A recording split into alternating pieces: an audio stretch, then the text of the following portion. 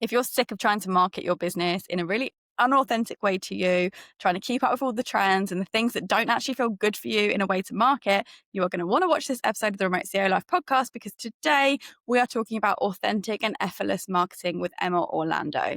Emma is a conscious marketing consultant, and she helps freelancers and founders market themselves in a way that feels truly authentic to them and completely aligns with who they are as a person, which I love this subject. Authenticity is a huge keyword for me this year. I'm really trying to show up authentically in everything that I'm doing from a marketing standpoint, even the back end of my business and how I show up and serve clients. So this conversation was so on point. Emma has got a decade of experience in advertising, and she has worked with some of the biggest companies and even celebrities at some point throughout her career. And she really helps equip business owners to showcase their brilliance without actually resorting to gimmicks or unethical tactics, which I think is something so powerful in today's market, where the landscape is that we are all just following trends on social media or doing what somebody else has told us to do.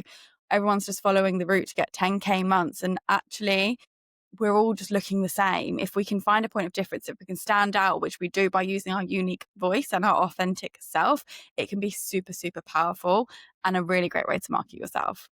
So Emma actually designed a life for herself in Cornwall. She is also a retired nomad, and she truly serves her authenticity by helping her clients through her values and her creative flow. She's proof that building a freedom first business is definitely possible, and I'm super excited about this conversation because it really aligned with everything that I stand for, and we had so many commonalities in our journey. So let's get on with the show. Hey Emma, welcome to the Remote CEO Life podcast. Thanks for joining me. Thank you so much for having me. It's great to be here. I'm excited to chat to you. You are currently in Cornwall, which I'm very jealous about because I love Cornwall in the UK. I'd love to hear a little bit more about you, how you ended up in Cornwall, what you've been working on. And I know you used to travel as well. So kind of a little bit of your background would be amazing to hear. Yeah, so I'm in Cornwall right now. I'm loosely in Cornwall. I spend most of my time here, but I still do dabble in the odd bit of travel. I tend to go away for a month in the summer because it's really hectic down here, and then a month in the winter just to break up those English winters. But yeah, I started traveling about 5 years ago now. I was the classic story of in a 9 to 5 that it wasn't a 9 to 5, actually. I don't even know why I call it that, because if you left at 5, you were heavily frowned upon. So it was more like a 9 to whatever time they wanted you to be there. And actually, usually before 9 as well. And I studied advertising at university, and I went straight into the industry and worked these shiny jobs that looked so cool from the outside. I was flying all over the world. I was running red carpets. I was with celebrities. Like, life just looked so great. And every morning on the train, I was listening to anti-anxiety meditations. I was in just such a bad place. And I was in an industry that was supposed to be really creative, but just wasn't creative at all. You get such tight briefs that there really isn't much room for you to express. And I just slowly noticed over time that I was becoming lower and lower, and it just really felt like a shell of myself. And I basically decided that I was going to go traveling. I was supposed to go with a friend, but then she couldn't come.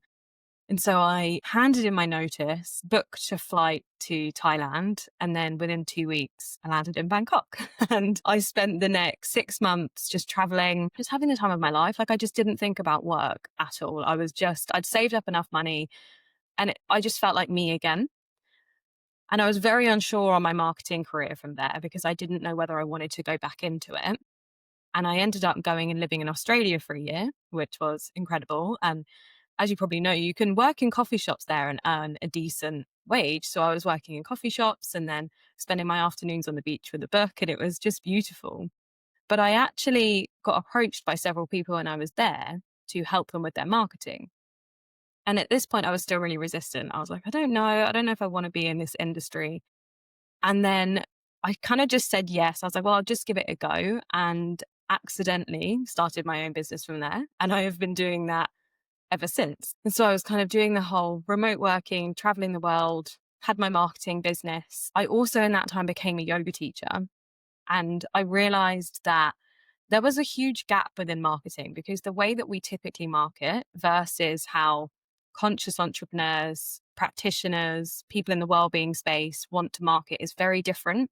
And quite often marketing feels misaligned for them, to the point that the people doing the best, most needed, impactful work are reaching least amount of people. So I decided that I really needed to niche down with my business. And a lot of this happened actually when I moved to Cornwall, because prior to this, I'd been living in a camper van and very much just doing what I needed to fund my travel lifestyle. That was really the goal, was like, how can I just keep traveling? But then I actually got a bit of travel burnout, which I think is really common when you live in camper vans. And people don't really speak about that so much, but it's a very exhausting lifestyle. And I decided I wanted to put roots down somewhere. So I bought a place in Cornwall and then actually let my business kind of go down. Like I was renovating a house by myself and life was very different and quite stressful. And from there, I just kind of really restarted again. And I really focused on the marketing that lights me up, that kind of creativity I didn't have before. I really put all of my energy into who I wanted to serve, massively niche down my business, and have been really doing that ever since. And it's been amazing. I can relate to so many points in your story there. Like, definitely get the part around not even being in a 9 to 5. You're literally in a 9 till whenever you are allowed to leave. Definitely was in one of those as well, and can also relate to the travel burnout. And actually, I had a friend that lived in a camper van for about a year and a half. She lived in her van, and I went to stay with her in the van for only like 3 or 4 weeks, but I could see how on a long-term basis that lifestyle will take its toll. It's so glamorized on social media as a really cool lifestyle, and it is a really cool lifestyle. Wow, like the amount of hassle that you have to go through sometimes to find where you're going to sleep, to sort out your water, to sort out your gas, like all of these things that you don't have to think about when you're just living in a house because it's already set up for you most of the time. There's a lot to think about, and I can totally see how going in that lifestyle for a long time would burn you out for sure. Wait, and you were doing that in the UK as well, so I imagine you also had some weather situations to deal with.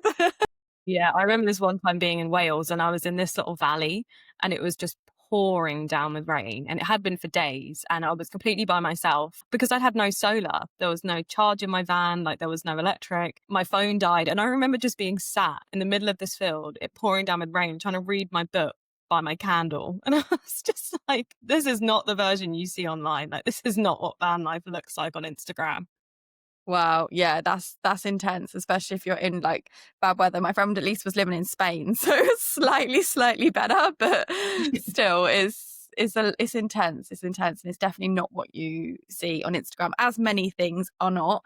And that kind of takes us on to that conversation around, you're talking around like authentic marketing, right? Like conscious entrepreneurs want to push themselves out there in the most authentic way, but actually so many people, particularly entrepreneurs, find themselves following trends or like jumping on the latest thing that their competition is doing. And I've always really struggled with social media marketing because it does feel really forced. It does feel like I'm having to be somewhere that actually in reality I don't really want to be, but it makes sense obviously to be there. So I'm really interested to hear, like, how do you approach authentic marketing and trying to market in a more organic way rather than like jumping on the trends and doing all the things that actually don't feel very natural to you? Yeah, and it's so hard, isn't it? Because I often say, like, no judgment to anybody who does that because it's so hard to market your business and you really want it to work. Like, most of the people who come to work with me, they're so passionate about what they do and it's so important to them. And they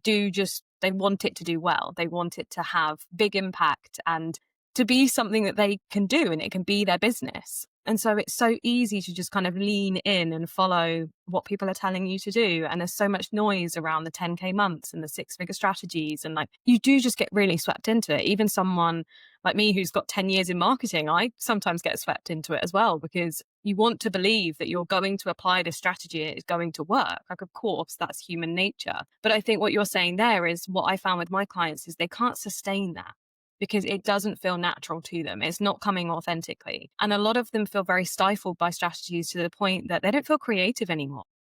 Like, they actually can't create content in that way. So it sounds obvious, but I really think the first thing to do is to just tune out of that noise and actually realize that everybody's businesses are completely different. What works for one is not going to work for another. I speak about this all the time, but trial and error is such a huge part of marketing. And I think we don't give ourselves permission to do that when it's our own business. We're very much like, I have to follow this strategy and it has to work. But actually, never in marketing would you approach anything like that. It would all be trial and error. Let's put this out there. Let's see how it goes. Let's monitor it. Let's change tack. Let's just explore. And I think giving yourself that permission as a business owner to be like, okay, I'm going to play with this. What feels natural for me? If I've got a block in this and I'm really struggling to do it, it's probably because I'm not actually supposed to be doing it. And if it's a misaligned strategy for me, then the magnetism from that marketing is not going to be strong anyway. It's like we can do it, we can put it out there, but how effective is that actually going to be? And it's starting to lean into what really lights me up. Like, what conversations do I want to be having? What things do I want to express online? Where am I kind of putting on this mask of I feel like I should say this and other people are saying that versus what feels true for me right now? And that's really hard because that's vulnerable and it's really scary to do. But that's where the resonance is found. And I always speak about this, but resonance has the highest converting power in marketing. Like when we resonate human to human level, people don't consider risks as much. Their desire to purchase is stronger. Their desire to purchase again is stronger. And we all hold the ability to create resonance with one another. We're sat here, we're doing it now. I've just told my story, you found resonance in it. Like we all have the natural ability to do that. But when we get so caught up in the strategies, we forget that. Yeah, I think that's so true. It's really easy to kind of remove yourself from the noise, I guess. But what I find really difficult is allowing myself not to do those strategies, like, because it feels like, well, am I missing out on opportunity by not being on Instagram? Am I missing out on opportunity by not being on TikTok? How do you approach that with clients that feel that way and like build them a strategy that really feels good for them? Yeah, because people have said this to me all the time. Like, I'm always like, you need to be on LinkedIn. LinkedIn's your place. You'll find so many clients. And I go to create for LinkedIn and I'm like, can't do this. Like, I literally don't understand what's happening here. Like, I feel like an imposter in this space. And then I kind of really root into the fact of like, I know I'm most magnetic within my marketing when I'm aligned to it. And so for me, I can show up here and maybe I'll get a bit of interest or I'll get some recognition. But are they going to be my clients that I love working with, I have true impact for, they tell all their friends about me and it naturally grows my business organically? Or are they going to be the ones that actually I don't really vibe with and the work's not that great together? Because I think everyone puts such an emphasis on making more money, getting more clients, but I'm very much, but what's the quality of that? Like, are they aligned clients for you? Because a lot of the clients who come to me, they're actually burnt out from their work. And it's not because they're doing too much. It's because maybe they are working with the clients that feel like a drain, or they don't feel totally aligned, or they're really making them question their worth. And that actually all starts with our marketing. It all starts with how we're showing up and sharing in the world. So if you can root into the fact of when I feel most aligned, I am most magnetic. And if you can create that trust of knowing that, there really is no point doing the strategies that feel like you're pulling teeth trying to do them. Because if that's how it feels for you to create it, often that's how it feels to receive it. I can often tell when clients have really forced a piece of content out because they feel like they had to. And it's not nice to receive that. It doesn't create a good feeling for those receiving it either. No, I completely agree with you. And I love the word that you're using there, magnetic. And I think that's a key word because it is all about attracting the things that you want in your life. If you put your energy into the places where it feels aligned for you, naturally things come to you in that place. You don't have to force it, you don't have to chase it. It can come to you. You've attracted it and it feels like it's in flow. Whereas if you're trying to force something, that's where people get like that word ick. It feels icky to be in a certain place. Like I feel like that is when you literally do feel icky because you're trying to push yourself into doing something that isn't meant for you. What what I have had a conversation with recently with a friend about was that she's new to online business. She hasn't actually done this before and she wanted to start. She actually quit her job a few months ago, ends in September, and she's trying to build a business to help support her as and when that ends. And what she kind of came to me the other day with, she's like, this is all crazy. Like, there's so much effort that has to go into this. I can't find a platform that works for me. How do you find those platforms that are going to be aligned with you? How are you, rather than listening to the noise? Obviously, we can tone that out by just switching off, like not listening to what anybody else is telling us. But how do we actually find our place in this? I think starting with the type of content you like to create is really key. So for me, I know I love writing. So Instagram doesn't feel like it massively supports that right now. I feel like it used to a lot more, but it feels like it's got to be 7-second videos and everything's got to be condensed and short. And I don't love that. And if I try and create for that, I have zero creativity. Like it just, nothing channels. Whereas if I've got blank page in front of me and I can channel, I can write as much as I want. Like I'm not restricting myself to fit to an algorithm or to fit my words into a carousel. My creativity flows. So I start with the mode of creation that feels good. Maybe for you, it's chatting on a podcast. And then there are so many avenues we can go with that. So maybe I will turn that into a blog post. Maybe then I'll take bits of it and I'll draft it into an email. Then maybe I'll condense it down into a carousel. And then maybe I'll put a little note on a story. So I have started with where my creativity feels best. Because what I see is a lot of creators trying to flip that, and they've got this concept and then they're trying to fit it into these constraints and it doesn't work. Even if it's just like, okay, where am I in flow, and letting yourself flow. Don't worry about making it content. We can add things like a hook or a CTA on the end of things after, but when we're trying to create from that strategy, it just doesn't work. Our creativity doesn't enjoy that. It's like, please give me freedom. Please let me express in the way that I want to express. And we have tools like this. If you are somebody that does really struggle with that, AI is amazing for it. We have to use AI very consciously. But if you have a podcast episode or you've written this long piece that you've just channeled naturally, and you specifically say to AI, keep my wording, keep my phrasing, keep my tone of voice, but adapt it to this, then that's actually okay. Like we can do that. It's just that we have to start from our creative channel first. I fully agree with you, and I'm on board with the writing strategy. That for me also feels the most natural. And then I'm glad you said that. You feel like you just validated me, because that's kind of how I work. I start with writing. I would write a post for LinkedIn, for example, because I actually really do resonate with LinkedIn in some ways. And then I'm like, right, okay, how can I now create that into a blog post? How can I create that into an email? How can I create that into an Instagram post? With a slight bit of resistance sometimes around like the short form content, but it is something that I would like to feel more comfortable doing. I was literally, as you said the word AI, I was thinking, I wonder what she thinks about AI and like how to use that like in an authentic way. So would you have any advice for somebody that's obviously, what we see a lot of at the moment is copy paste ChatGPT? It's very obviously written by ChatGPT. People are sounding very similar across the board. It's very hard to make your content stand out. What's your best advice for making that feel like it is a bit more authentic? Because naturally we're going to use AI. That is the direction the world is going in. But how can we make that still sound like us? We're not all just sounding like a robot. Interestingly, I realized part of my resistance to LinkedIn was that everyone's just using AI.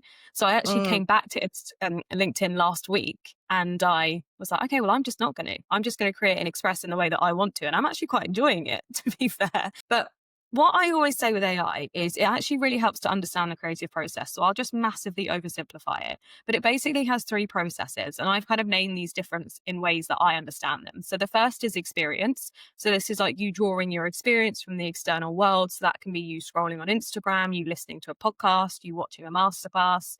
And then you have embodiment, which is where you take your own experiences, beliefs, values, feelings towards that.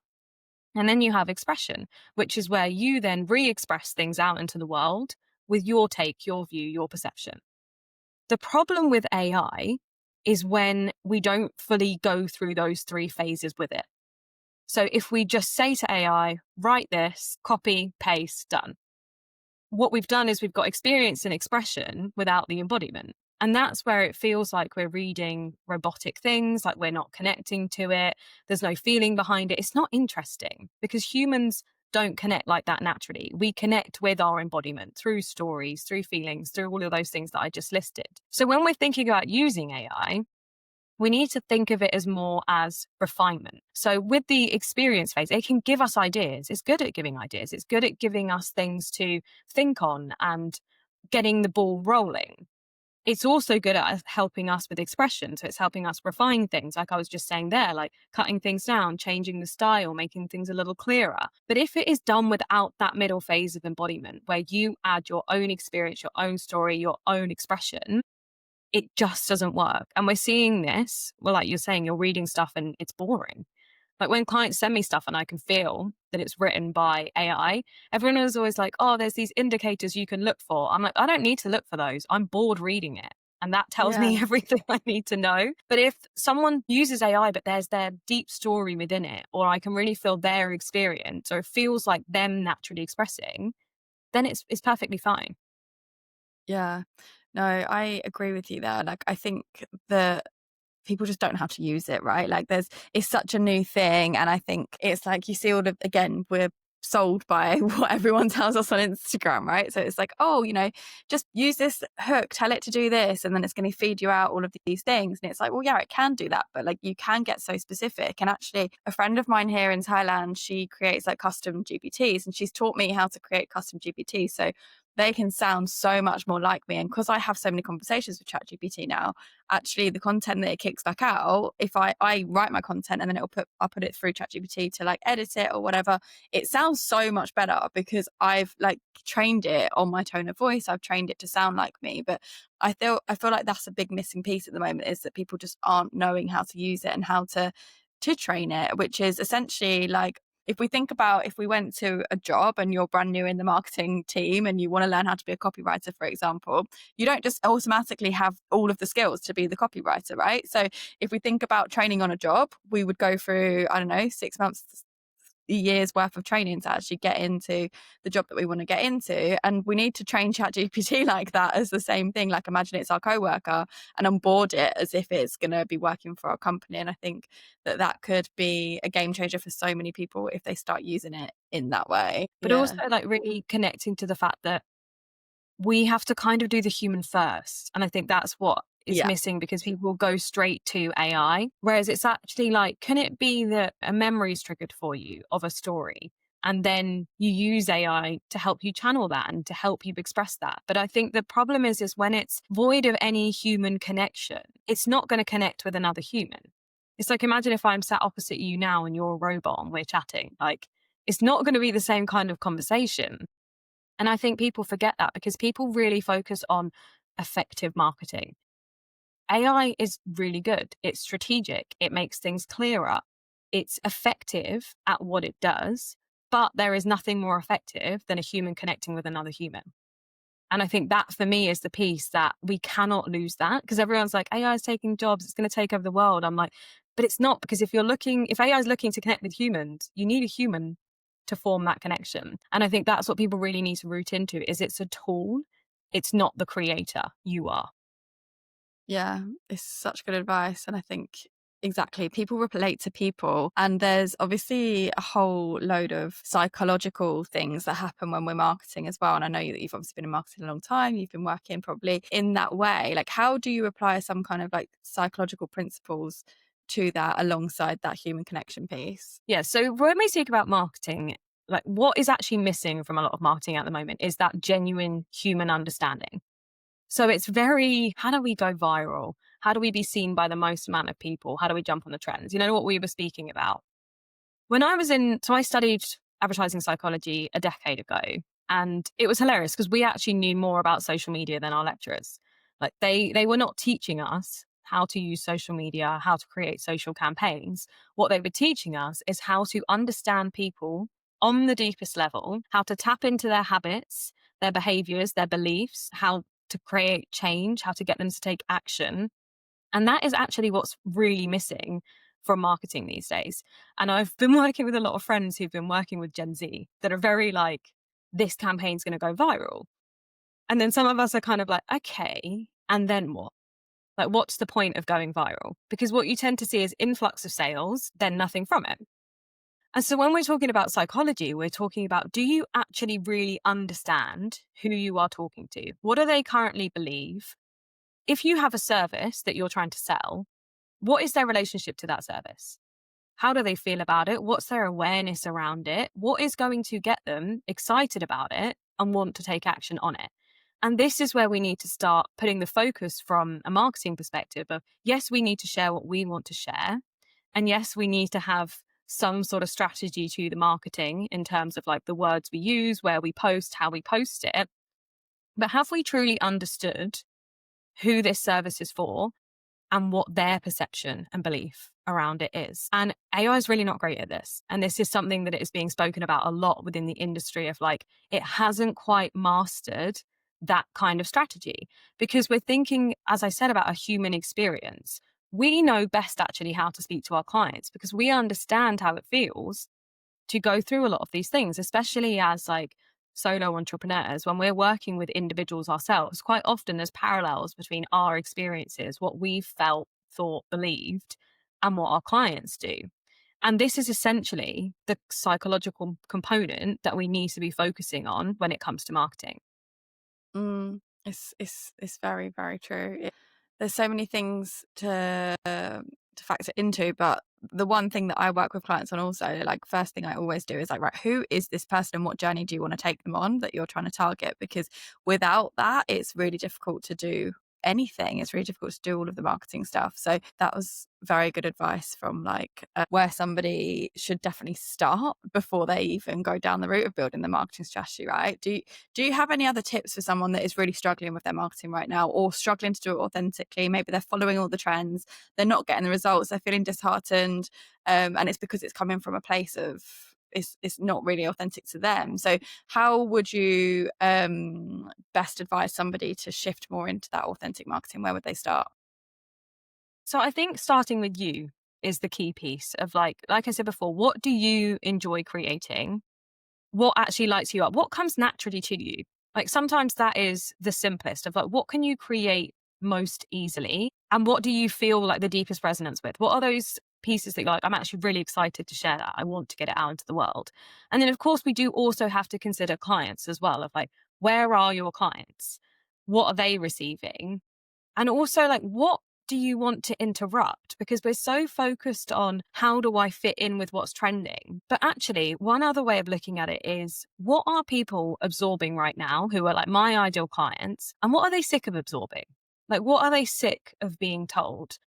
And like, how can we actually just interrupt the narratives rather than trying to like go with the grain and create like everybody else? What do people crave to hear? What would be like a sigh of relief for them when they're scrolling that maybe you can tap into and just create this like I did this week. I shared that I wasn't smashing it in business on my page. And like as someone in marketing who helps people with their businesses, that's like the cardinal sin.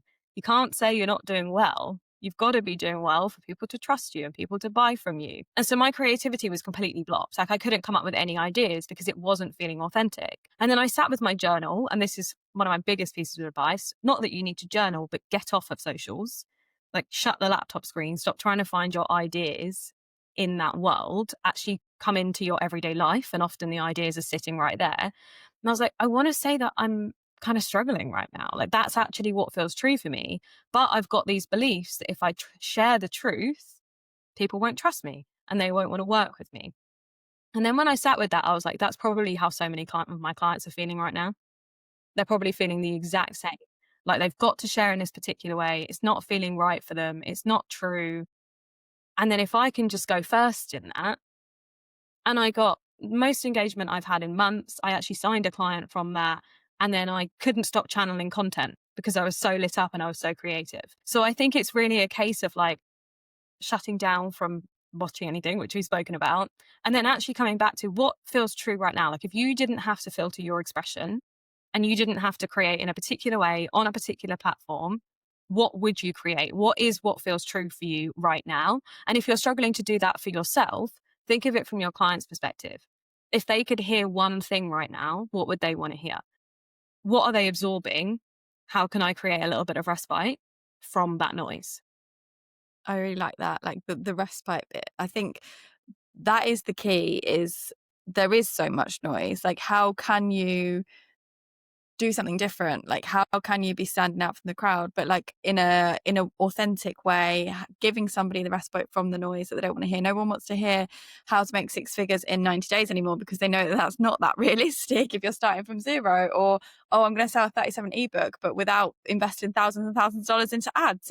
It's not transparent. Actually, I watched an account a couple of days ago, and I really love this account because she was so transparent about how much money she was spending on ads versus how much money she was making. She was showing all the profits, and her whole account, like, she's clearly doing very well in her business if she's showing these numbers, but it just shows you that there's like a whole other side that so many coaches, creators don't show you. That yeah, you can sell the $37 ebook, but to actually get it to sell, you need to be investing quite a lot of money to get that selling if you're doing like a faceless marketing tactic, for example. And I think there's just a lot of information out there for people to get rich quick or overnight success or go viral, all of these things. And exactly what you said, like, how long does that last? Why? Like, what's the purpose? Why do you want to do that? I think it's about also coming back to the goal that you have for your business. Like, why is that desire? Is it an ego driven thing, or is it because you actually want to earn money? And from your story that you just mentioned around like creating that post about how you're actually feeling in that moment, you attracted somebody in because you were being really vulnerable and authentic in that moment. And I think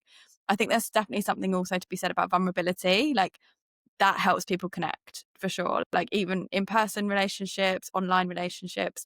And I think it can be really difficult to portray vulnerability through marketing content that is written, because you really have to be a good storyteller, right? And I think that that's part of it. But I guess it's about like just coming back, like you say, because coming back to you, coming back to the stories that you want to share. And then there's going to be support like yourself or even ChatGPT to help you work through how to actually tell that story, right? So I feel like that there's so many ways to do this, like to be more authentic in marketing. Is just comes back to like, how do you want to show up? How do you want to share? And just getting really clear on like why you're doing it, because if you're doing it for the wrong reasons, again, it's probably not going to have that like magnetism part of it as well, right?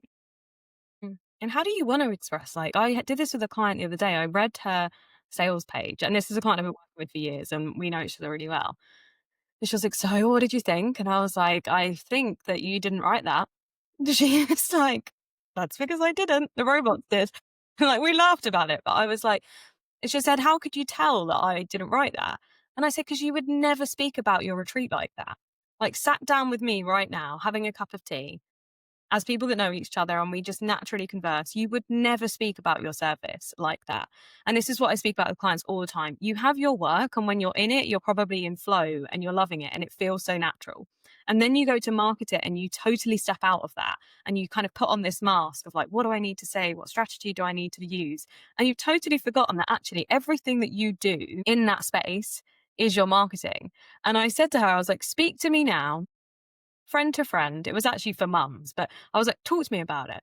And she was like, the other day, I just sat down on my sofa. I'd been waiting for this moment all day. I'd made myself a tea. I'd got my book. And as soon as I sit down, it's mum. And then it's, what are we having for dinner? And she's like, oh shit, I don't know what we're having for dinner. And then she finally decides. And then she's like, oh, but I've got to make 3 versions of it because one kid wants this and one kid wants that. And just the way that she was telling it had me like in fits of laughter. Like, it was just so enjoyable to listen to her say about this retreat.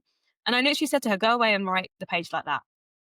And she went away and wrote it. And I cannot tell you how much I loved reading the page. Like, it felt like I was sat with her again. Like, it was just full of so much joy. Even though I'm not a mum, like, I could see that experience so clearly. Like, I felt it in the everyday experience. And I think that we have forgotten that we know how to do that. We don't need another strategy for relating to people and for expressing our work. We just need to connect back to the natural way that we know how to do it. Yeah, it's almost like you need to almost have the conversation with somebody and then like transcript that conversation, and then from there curate the things that you want to put out. Because yeah, exactly, I always say I'm a one-hit wonder because I come out with quite a lot of good things when I talk, but I can never remember them again. Like, people are like, oh wait, can I write that down? And I'm like, I've lost it. Like, you should have written it down when I first said it. But I wish someone was recording me, because I would have so much content all the time if I could actually remember the things that I come out with on a day-to-day basis.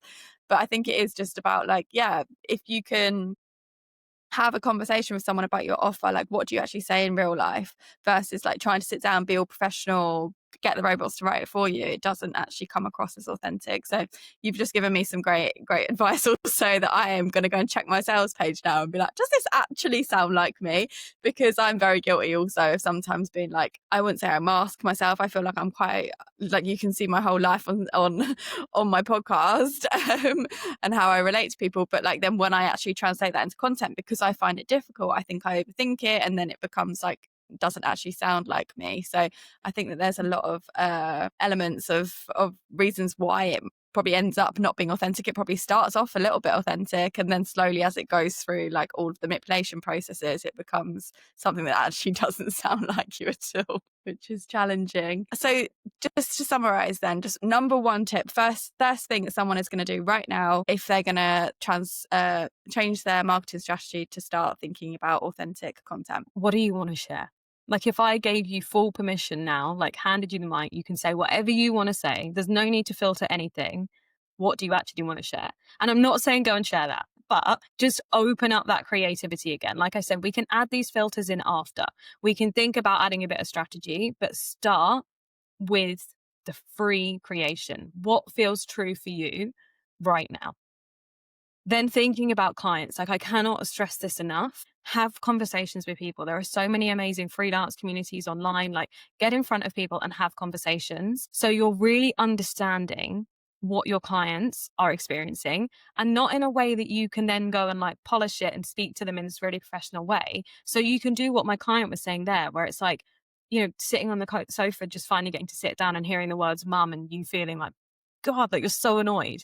Like it's those real everyday experiences. And if you can use the language that clients are using and speak to them with this deep resonance, human to human, like we get it, that is going to make your marketing so much more impactful. And then when it comes to where to share it, how to share it, I genuinely just think we stress about that too much.